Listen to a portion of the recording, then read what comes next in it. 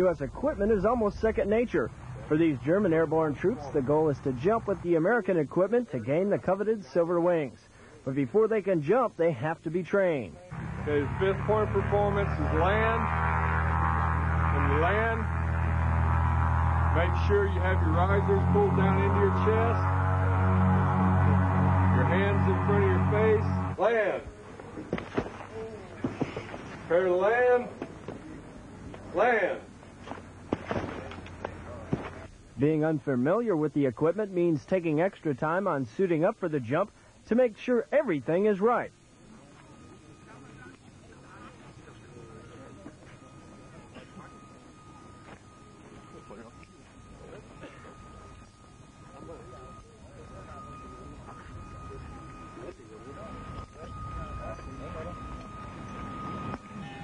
Then comes time for the all-important jump.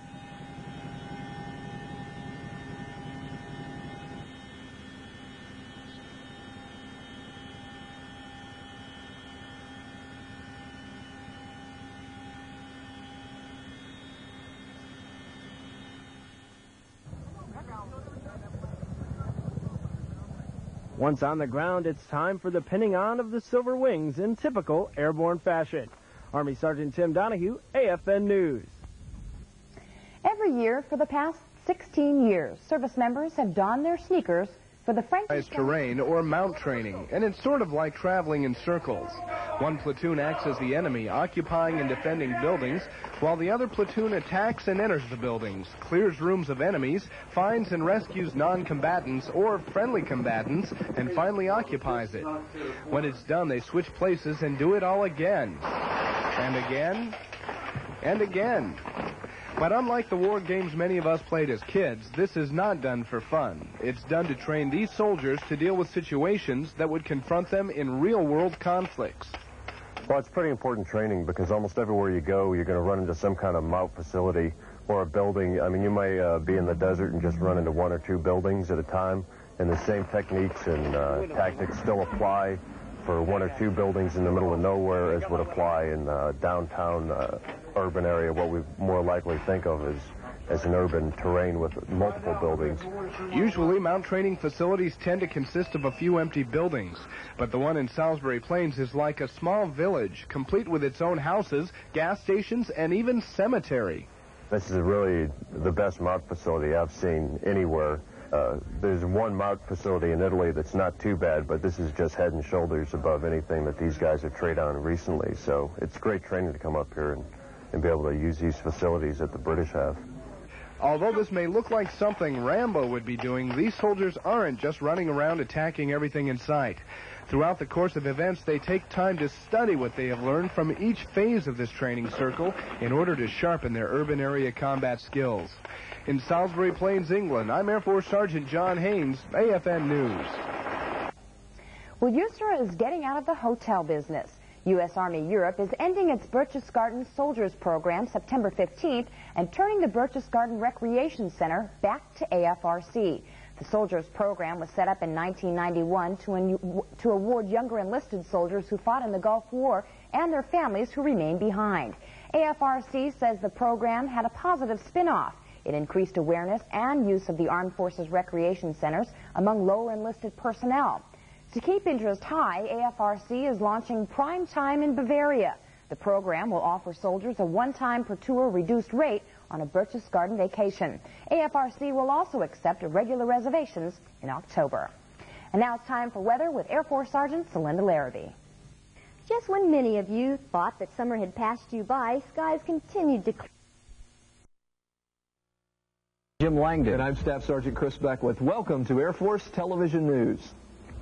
The President intends to nominate Dr. Sheila Widnall to head the Department of the Air Force. But air bases at Schusterberg, the Netherlands, and Bitburg, Germany, will be hard hit. USAFE will completely withdraw from Schusterberg by the end of fiscal year 1994.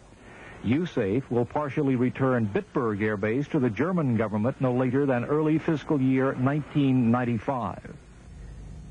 In terms of force structure of the impact, there'll still be a considerable force, a very capable force left in Europe of fighters, tankers, and airlift aircraft. as I mentioned, all of whom are busy in one form or another in contingency operations throughout this part of the world. Overall, USAREUR ends up with 168 fighter aircraft at 3 main operating bases, Ramstein, Spangdahlem, and Lakenheath. It also retains airlift and refueling assets and ends up at a manpower level of about 34,000. Bob Jones, Air Force News, Ramstein Air Base, Germany. When Air Force Television News returns, we'll take an inside look at Spacecom's first missile launch and meet the... And to serve on combat ships, the roles women will play defending America will expand in the future. In the second part of his report on women in the military, Air Force Staff Sergeant Gary Piccarello looks at how the military is changing to suit the expanding roles of women in uniform. As the 1990s approach the halfway mark, women in the military are enjoying more opportunities than ever before. The combat and pilot career fields are just a small part of what is potentially on the horizon for women serving in the armed forces. I think women, even in career fields where women traditionally were not in, you see more of a balance in the rank structure coming about. The road to such career progression has been a long one. Continued success for women up the career ladder depends as much on the public's perception of women as it does on a woman's desire to succeed. Actually, all of the isms, racism, sexism, ageism, the dynamics are the same. One group thinks of another group as being inferior, therefore they're worthy of less treatment. So yes, you can apply those dynamics across other spectrums other than sex, and that would also help, maybe help some men to understand what it feels like to be discriminated based on sex if you were of a minority race and you've been discriminated against, or if you've been in any other group, you're a religious group, and you've been discriminated against. If you take those same feelings and think about how another person would be treated based on their national origin or their age even, then you can get an understanding of those same dynamics that are the same across the board. The final ingredient for fair and equal treatment for women seems to lie within the hearts and minds of the American public, when professionalism and ability are once and for all recognized as qualities more important than gender. Reporting from San Vito, Italy, I'm Air Force Sergeant Gary Piccarello, AFN News. The Postal Battalion in Europe is in the process of restructuring. 75 postal facilities remain of the 150 before the USAREUR drawdown. Postal officials report the mission remains the same, even with added responsibilities. Some facilities have new hours. Postal Battalion Commander Lieutenant Colonel Paul Kulik explains how service hours are determined. Standards in communities with a population of larger than 2,000 personnel, we are working towards a 5-day-a-week facility with 30 hours of service. In communities with a population of less than 2,000, we're working towards a 3-day-a-week facility with operations of 18 hours per week. And again, we tailor those hours to the needs of the ASG and VSB commanders. We work with them basically to adjust our hours to the needs of the community. The European commissary staffs try to provide many of the things overseas families need to run a home. That's not always easy, though, and never keeps everyone happy.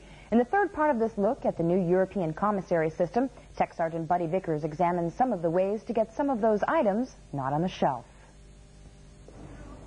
When all the European commissaries merged under one management, there was a certain amount of initial chaos. Each service had its own way of running its stores, and managers had to relearn the business. Each service had also been using its own product line, so a master list of about 5,000 products was developed for all stores. That gave us clout when it came to buying, and we're able to get good promotions for the customer. We're able to say, look, we'll buy X amount, you give us this kind of price break, this is the kind of thing we're trying to run. That gets good prices for the customer, plus it allows us to buy in volume to mean that we've got a steady flow of product heading into Europe at all times. The regional managers had to decide how much of each item to order for the central warehouses or CDC. That meant guessing 90 days in advance what each store would need. Historically, the startup, there was no known numbers between all the branches of the military here in Europe as far as what the true consumption data was on an individual item. There have been glitches. For example, charcoal was in short supply at some stores as the summer season started. But there have also been success stories. The ordering time for some items from the States has been reduced as much as 2/3. There's also a constant review of new products to add to the master list. Some of the large manufacturers, such as Kellogg's, Campbell's, Procter & Gamble, it's almost, you don't even have to make a decision because the leading manufacturers do such a or a good job as far as marketing the products that it's, to a certain extent, it's almost an automatic, yes, we'll pick it up. If a customer wants a product not carried in the store, a request can be made at the store's customer service counter. The store manager will try to special order that item for the customer, and it could eventually get added to the master product list. Sergeant Buddy Vickers, Air Force News, Capone Air Station, Germany.